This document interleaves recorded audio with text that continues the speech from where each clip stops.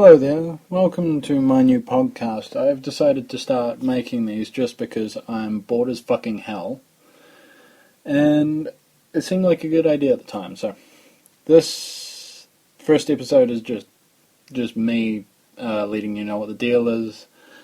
I guess I'll talk about whatever strikes the fancy, maybe some current events, some music that I find from here and there, my hobbies, and this first episode will just be to let you know who I am, what I'm into, and I guess let you know when the next one might happen if I can be asked to plan ahead in any way. And I can't promise I will, so bear with me. This is the first time I've ever recorded myself.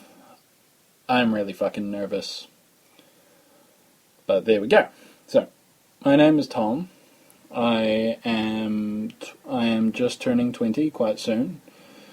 I go to Otago University in New Zealand.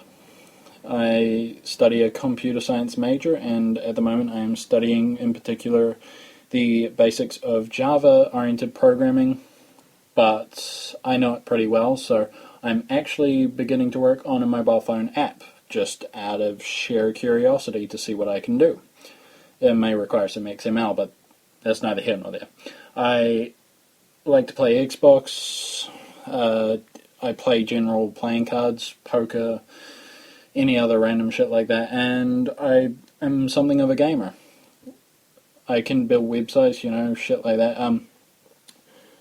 But I'd like to consider myself a bit of a music connoisseur and a beer drinker. Well, used to.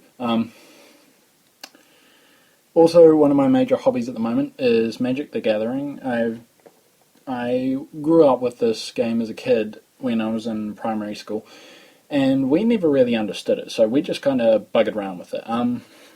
But in the last year, a friend of mine got me back into it, and we started buying cards again. And since then, I think I've spent fucking $1,000 at least on cards. And to be fair, I haven't got much to show for it. It's more just a particular hobby, and if it's a hobby, you're going to spend some money on it, so I can live with that. But in this past year and a half, or just over, I'd like to think I understand the game considerably better, and I have some decent cards and decks. But I'm neither the best nor the worst, and I'm not one of those twits who plays fucking tournaments. I hate that shit. That tournament legal crap, I can't do it. I play semi-legacy decks, so yeah. Oh shit, what should I say? Oh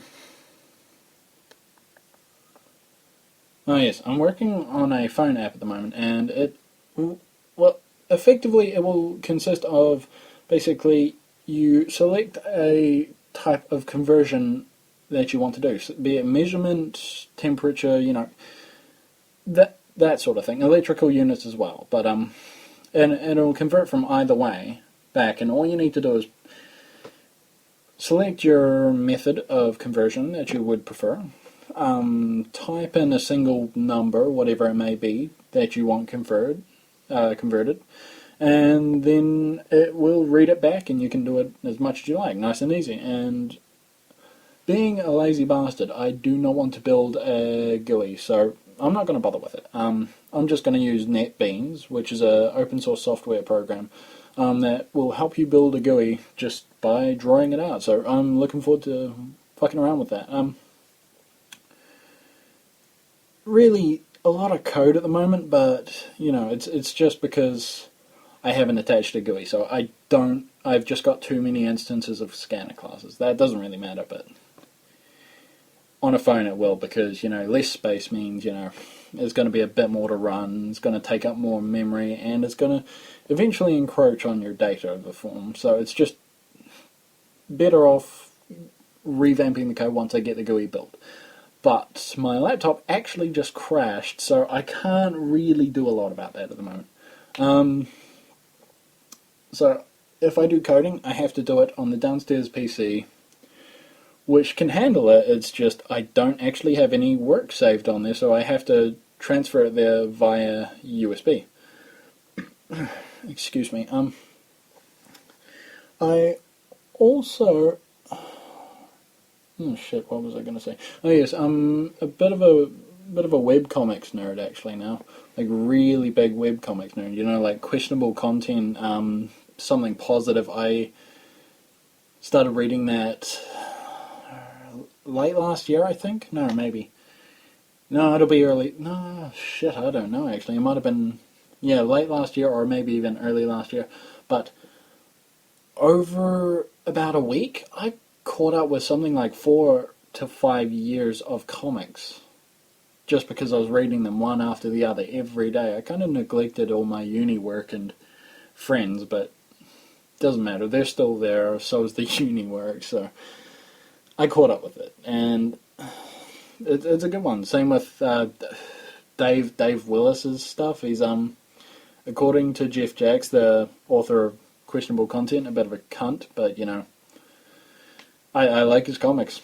He does some pretty good ones, except I can't be bothered reading all of his original ones from the start because the artwork is kind of terrible and I'm impatient now. So, but that doesn't matter. I'm into a fair few of them. Also, I listen to weird music. I'm not talking really, really out there hipster bullshit, because I'd like to think I'm not one of them.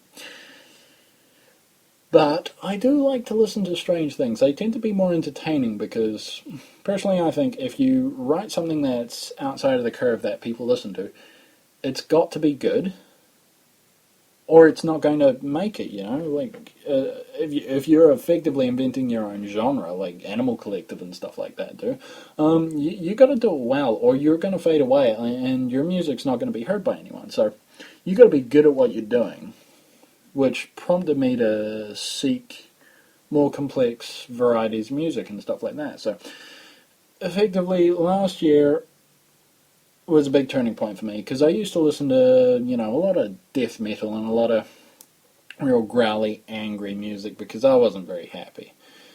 And that wasn't why I wasn't very happy, but it sure as hell didn't help. But in the last year, I've discovered so many new bands. I don't even listen to almost any of the older stuff that I found. It's just it's not me anymore, so it's not something I can really listen to much. Like on occasion, I can stomach it, but that's about it. Like I can't believe one of my favorite bands that I grew up with, I don't actually like anymore. It's a weird thought, but yeah, no, I'm. After I got through my death metal phase, I really got into a bit of progressive metal, like stuff like Tool and you know, yeah, a bit of fucking a bit of thrash stuff as well. But that really passed quickly because it's kind of shit. But from Tool, I found Mike Patton stuff, completely unrelated, but you know, YouTube. One video related to another in completely different way. So I found some of Mike Patton's work, and you know, Faith No More, of course, and I already knew about Faith No More and Mike Patton. Didn't like it very much, but I did like a bit of Mr. Bungle, and a bit of his solo stuff was kind of cool. But it was very interestingly hard to listen to, because while the guy is an amazingly good vocalist, and the bands he does with, if he collaborates with other people, he's really, really good, and he can do stuff right really well, because, I mean, that guy is undeniably talented. But I found he must not... It's really hard to say. I don't think he's actually that great at composing music. Like, if he has an idea, it might be a good idea, but he may not have the correct... Not correct. He may not have the best way of doing it, because this other band that I got introduced and got back into, Tomahawk, which is that's him. Apparently, he doesn't do a lot of the writing in it, but I think he'll do at least some. But it's pretty cool stuff, but it does take a lot of growing. Like, it grows on you. It really does. It's once you get used to one or two songs, then you can kind of branch out from there, which is, it's good. It means you can actually listen to some different stuff on occasion. But from there, my friend Jordan, who's someone I've known for, well, since I was like 3. He showed me this other guy, which he found listening to a related video on YouTube after listening to Tomahawk, because he got really into them after I showed him. Then he did the exact same thing for me. He showed me this band, Polka Dot Cadaver, I believe it was first. Yeah, no, he showed me Polka Dot Cadaver first, which they are now one of my favourite bands. But yeah, no, he showed me them. I didn't really like them at first. They seemed a little, I don't know.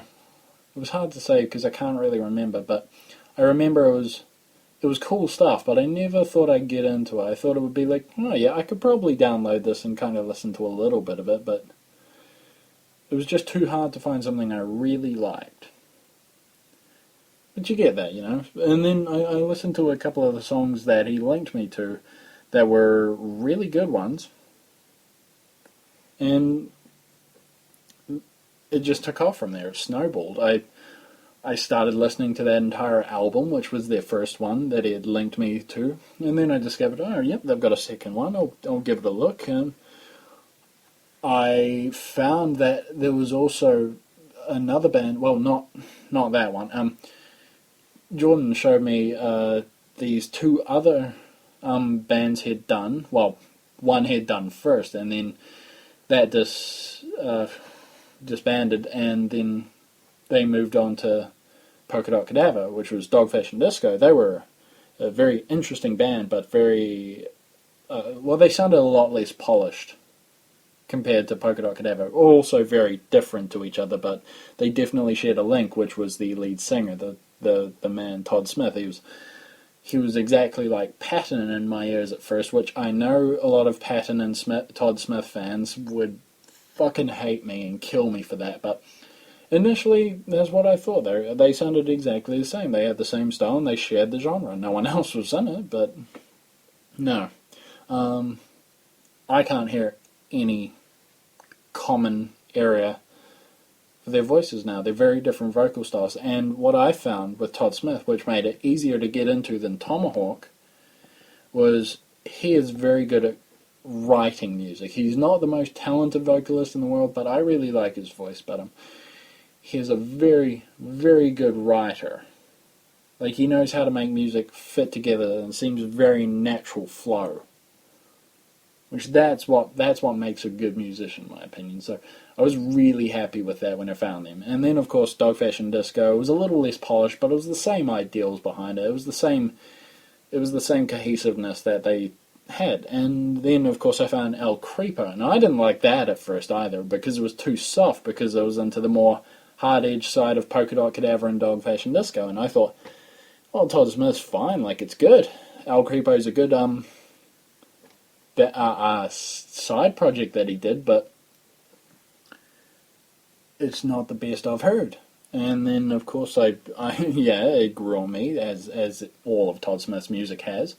And then I found he'd done this heavy metal band, Knives Out. For any of you possible listeners who have ever heard this, I don't know if I'm going to get any listeners, by the way. I found this band, and they had about 3 songs released, 3, EP-style singles, and they were just called Rough Cuts, and that was it.